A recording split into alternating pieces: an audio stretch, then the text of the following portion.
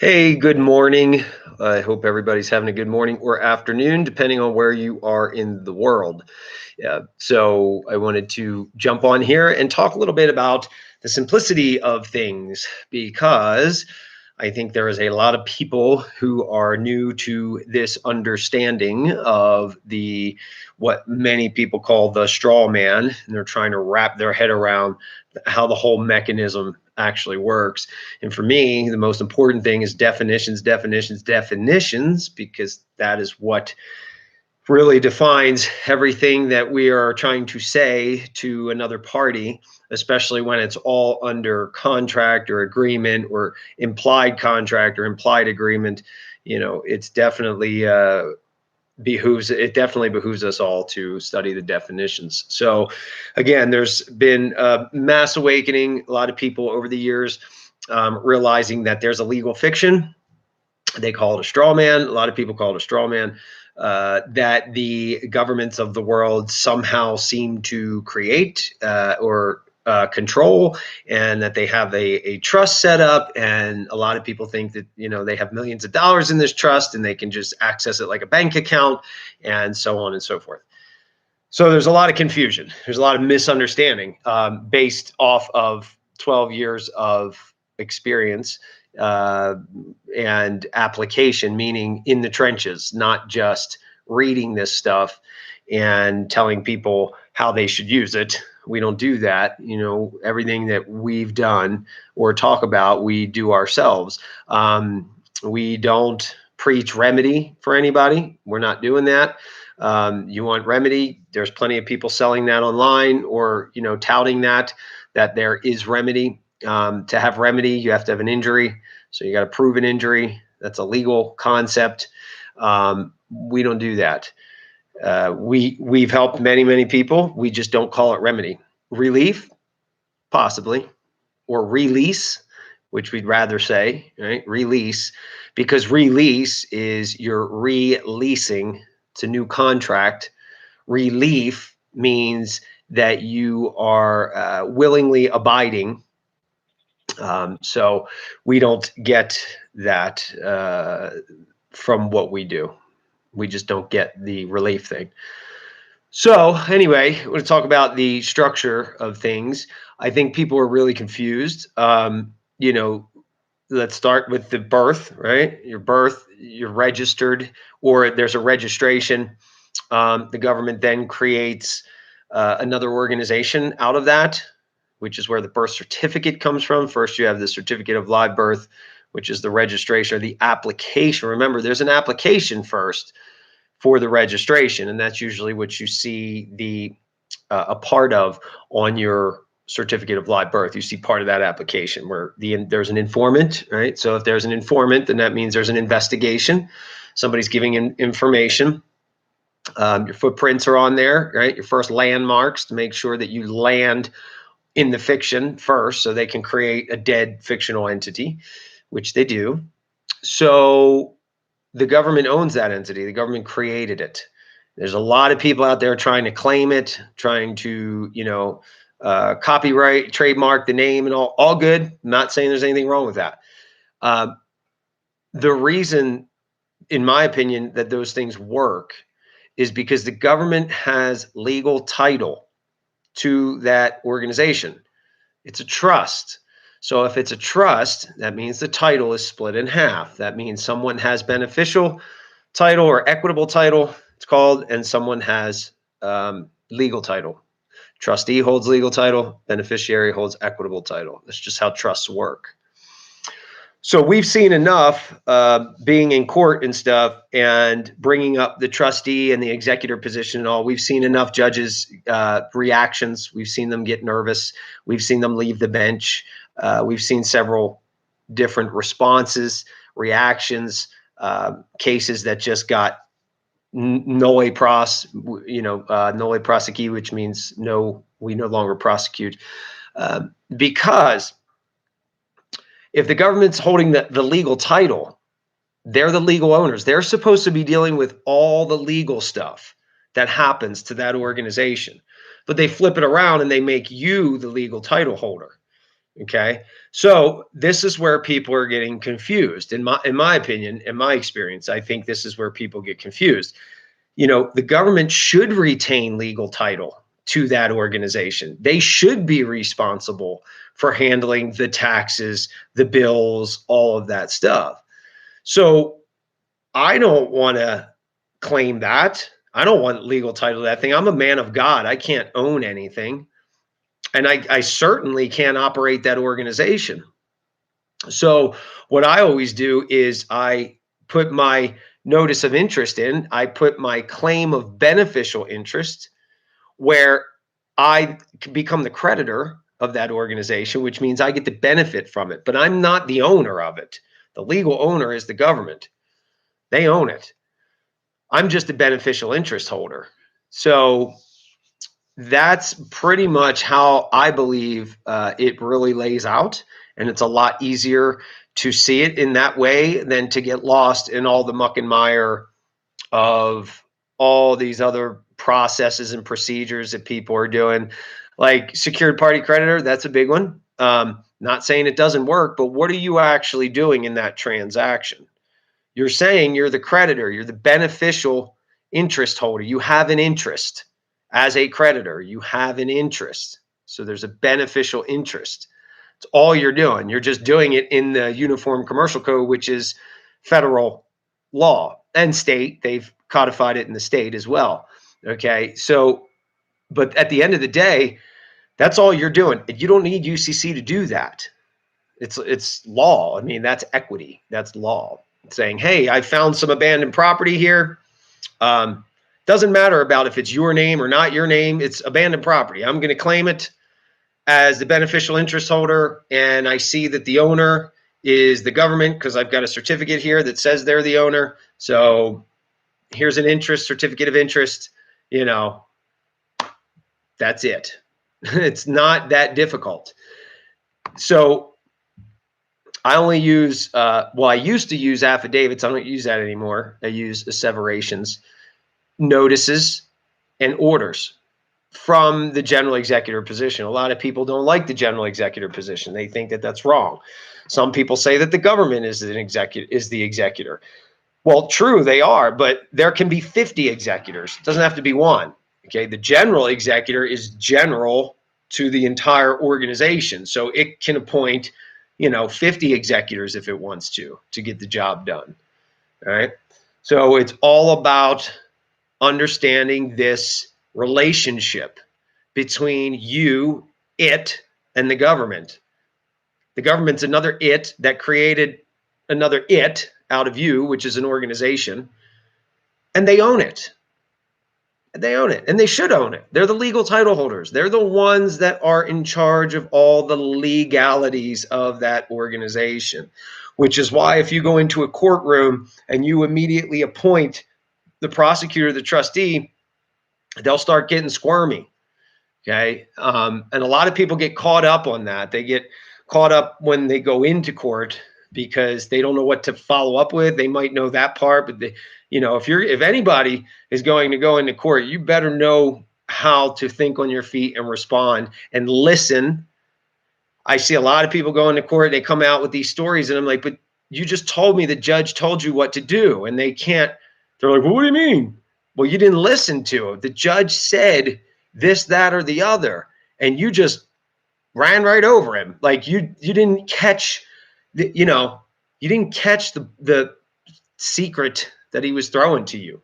It's like I had one guy that we did everything for his traffic violation where he got arrested and all that stuff. And he was in court, and he went in and he said, well, the judge said, that we notified the wrong person, because I don't put anything into the court. We do everything behind the scenes. And he said, the judge said, oh, well, who did you send it to? And he said, well, the chief judge of the courthouse, because there was no judge appointed to this case yet. And the judge literally told him, she goes, that's not who you sent it to. You need to notify the prosecutor. So he came back to me and told me the story. And he's like, yeah, man, I don't think, I think they railroaded me. She said it didn't go to the right person and that the prosecutor needs to receive it. And I'm like, but she told you what to do. She told you who to send it to. So we did that. And lo and behold, the next court hearing, everything was dismissed. Well, they nolle pros, which means, we no longer prosecute. So again, it's all about this relationship.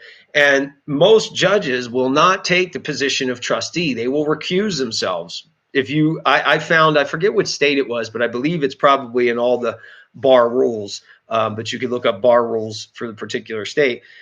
And I forget which state it was, but I looked, it might have even been Florida. I can't remember. We looked it up and it said right in there, one of the main rules is that a judge cannot be a trustee. They're not allowed to be. So they're going to, if they're, part of the bar association, which most of them are, they're not going to take that trustee position. They're going to disclaim that. And that's fine. We've recused judges that way by continually appointing them trustee, and they'll recuse themselves. So they don't want that. Well, the judge can't take the trustee position. The judge is your mediator.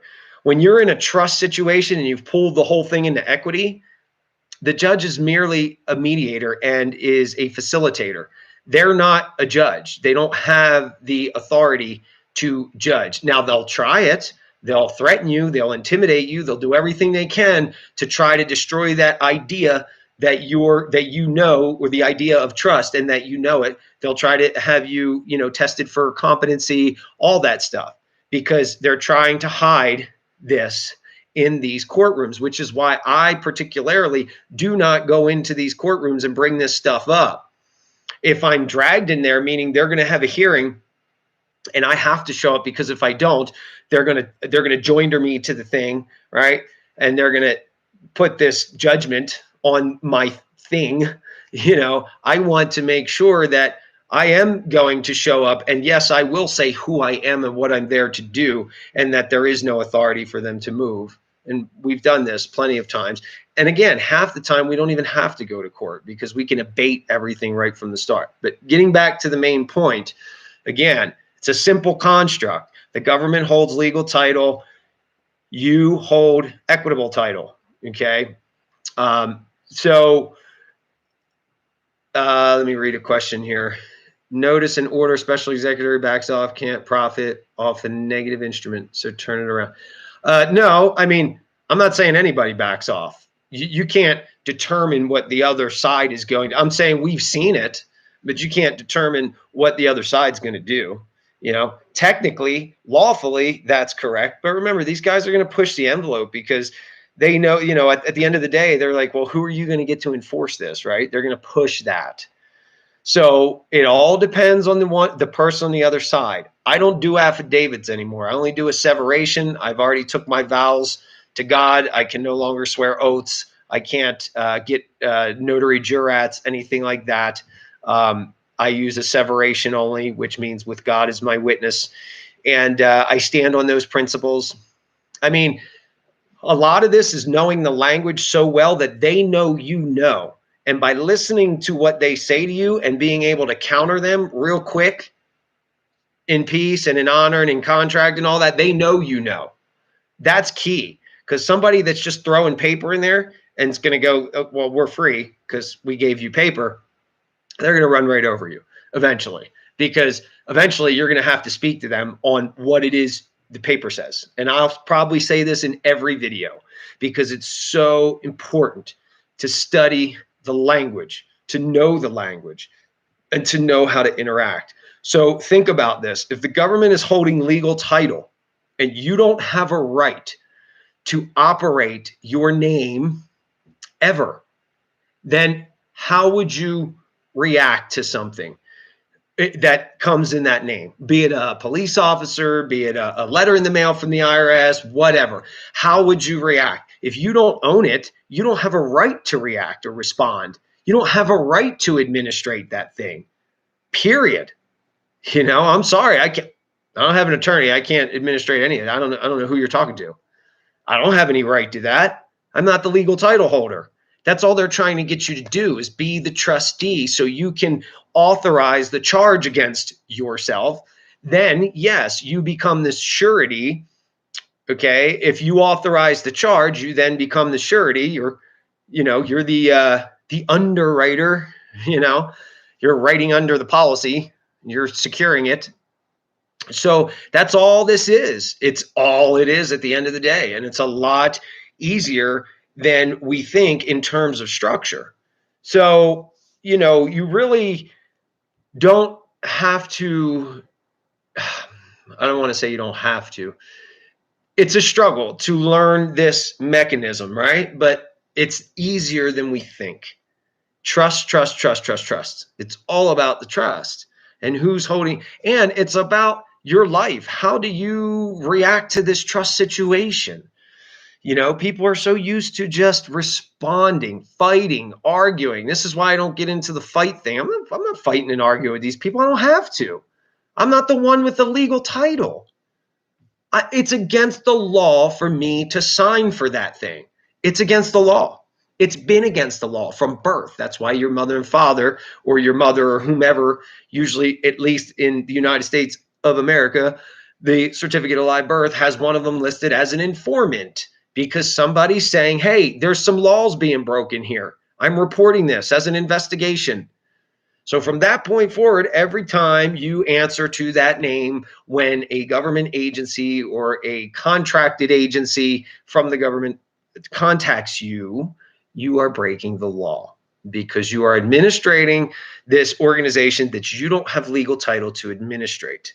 You're only the beneficiary. So keep it simple. Keep it simple. I get something legal in the mail, or friends of mine get something legal in the mail. First thing we do is abate it. Don't know who you're talking to. Ain't us.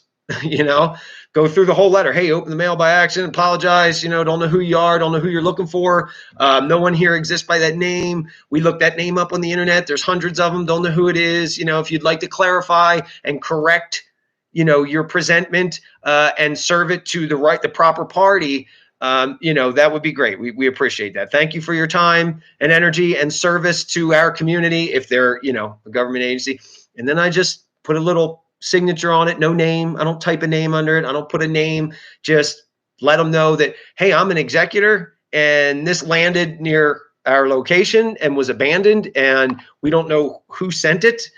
But just letting you know, we apologize for opening it. If it was meant for us, just correct everything. That usually stops 90% of things, because they can't proceed without perfecting the proper information on the claim. They have to have the proper party.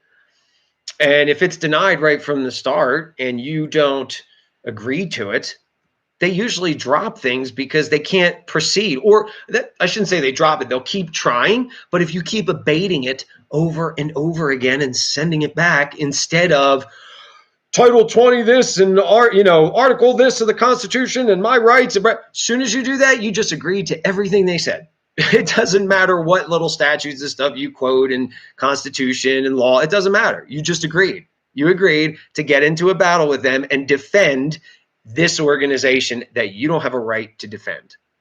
So we need to stop doing that. It's a lot easier that way. And I think that's the big message, is to stop reacting. A response is okay, but a reaction usually gets you in trouble. So again, let's talk about the structure. It's very, very simple. Government's a trustee. Okay, they hold the name, they hold the accounts, they have all the legal duties for all of it. We are the beneficiary. We have the equitable right to that, which means any proceeds and all that get any distributions should be coming to us. They should be coming to us. It's that simple. It really is that simple in structure. All right. Where it gets crazy is when we start acting on this thing's behalf, whether you're fighting on its behalf or not, or showing up and saying, I am the living man, and which is, that's not bad stuff to say, but at the same time, if you're showing up and you're in defense, then, well, clearly you must be saying that you have some administrative right to this organization, because you're in here defending it like crazy. So abate, and then this is where the general executor position comes in my opinion. So you got a few things here. You could either totally disassociate and say, I'm not under anybody's laws. I don't know who you are. That's not my name. I don't belong to this. I'm done. Leave me alone. That kind of thing. Or you can have your claim, right, which is your security agreement, your power of attorney, revoking their power of attorney or any assumed power of attorney, and then saying, I'm the general executor, so I'm exonerated from any claims against the estate. I'm just here to see that the estate is wound up properly. I'm just here to see that it's being administrated properly. That's it. I'm not here to make any judgment calls or operate this thing at all. I'm here to make sure the trustees are operating this according to the trust terms. That's a powerful position. So people that poo-poo the general executor position, to me, are doing themselves a disservice, because you're at you have a firewall with that to be able to appoint another executor or administrator or trustee. They use all these terms interchangeably when you get into wills and trusts and estates. All right, a lot of it. So basically administrators. So to be the general executor is really important, in my opinion, and that's the position we've always used. So I can appoint them to do something. Now they can be an executor. Not a problem. You know, they're just another executor under the umbrella of the general executor position. So understanding wills, trusts, estates, and things like that is super important. Getting lost in statutory law. The only reason I would study, or I did and do study statutory law, is so I can see how they're operating the organization. So I can see how the other side functions. How are they operating this organization? Because that's all municipal law. That doesn't apply to me. It applies to the organization.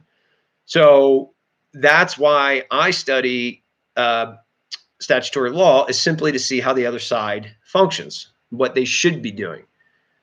But I can tell you in most things that I've done, I very, very rarely, if ever, cite a court case, a statute, anything. I don't ever touch that stuff because I'm in law. I don't need to do that. I'm in equity. I'm in law. I'm not in statutory municipal, color of law. I'm not in that. I can't agree or disagree to be part of that public body and then go in there and try to start using all their stuff. So that's kind of why I don't buy into the republic stuff either. Well, if you're republic, what happened to the original public? Why are you republicing something? Doesn't add up. Just like revenue, revenue. They have to change the venue. All right. Taking revenue, revenue. Again, relief. Look up leaf, right? L-I-E-F. That's basically saying you're willing to accept. I'm not willing to do anything, Release is a new contract. I'm fine with that. I like that because the only contract I have is with God. So if I'm going to do anything, I'm going to release. I'm not going to lease, right? So again, understand the trust, understand how it's set up, understand who you are. And yes, a public record, this declaration of who you are in relation to the three departments of civil law, status, obligation, and property, is really important, in my opinion. Because without that public declaration, you really don't have anything that the public can actually, that the public legal system can see. It's got to be in their records so they can actually legally see it, so to speak. Everything else is private. So you're setting up in your declaration, you're setting up all your private stuff and who you are in relation to all of this, right? As the beneficiary, as the heir to the kingdom of heaven, you are saying, I'm the beneficiary. I have no right to administrate this. However, I have an equitable interest. Here it is. I've laid it out. Here's where I took interest equitably and as a beneficiary. Bam, bam, bam, bam, bam. Here's where I revoked everybody's power of attorney. All right. I'm the only one as the general executor that has power of attorney. So I can divvy that out. And that's a powerful position, in my opinion. So anyway, think of the simplicity. Stay with that. Don't get too lost. Study trust law, equity, things like that. Don't get lost in all this statutory fight garbage. Those of you that are into fighting for your rights and fighting the cabal and fighting the system, let's just look at the Emergency Banking Relief Act. that amended the Trading with the Enemy Act and realized that as long as we're fighting, we're labeled an enemy, belligerent, and rebel. And in the law of war, which is what they follow, they can shut you down and do whatever they want to you. That's why fighting doesn't work. That's why they hate peace, because they know now if I'm on peaceful terms, they could still war against me. But if I'm in honor and I'm watching my P's and Q's and I'm saying, look, I'm not here to disrupt your circus. I'm just here to say that you guys are holding my property by occupying my land as a military force, and you're holding my property in trust, or I shouldn't even say my property. You're holding property in trust for my benefit. I'm just here to make you do your job according to your terms and conditions. That's all. Not here to fight with you. And if you're going to railroad me and do all that, well, I guess we'll just have to keep taking it higher and higher until somebody gets the message, right? So that, and honestly, I haven't seen a whole lot of that. The only time I see railroading is when somebody hasn't done their equity, when somebody doesn't declare who they are, when they don't have a public record, when they do go in there and start challenging jurisdiction and all this garbage. That's when I see people fail. Most of the cases that I've seen go right through smooth and have things just totally dropped is when we did equity from the start all the way through, noticed them in the background, didn't go into court and, go into all this rigmarole, fighting and arguing, and everything was smooth, and I've got testimonials of people that have done that. So I think that's really a big part of the key here, is not going in there and fighting and exposing. They're already being exposed by their own actions out in the public. Let them do that. That's their job to expose themselves. We don't need to do that. We expose behind the scenes and just say, hey, we know how this works. Let's form a little truce here. Let's talk about whose job is what and what needs to be done. And let me go on my way and everything's quiet. I'm not coming in here trying to wake the public up. That's not my job. That's their job. Okay, if they can't wake themselves up or they're not waking up, that's not my job. I'm not here to force anybody to wake up. Those that don't wake up when the time comes, they're probably going to not make it through the shift, and that's okay. That's what they chose to do. That's not my call. That's God's call. So anyhow, that's about all I got on that. Like I said, keeping it simple, keep it simple, keep it simple. Keep it simple, stupid. If you want to change the stupid word, I'm up for that. We could say, keep it simple, sweetie. All right. Anyway, I will catch you all later. And remember who you are in the trust and manage it that way and stay in honor. And that's all.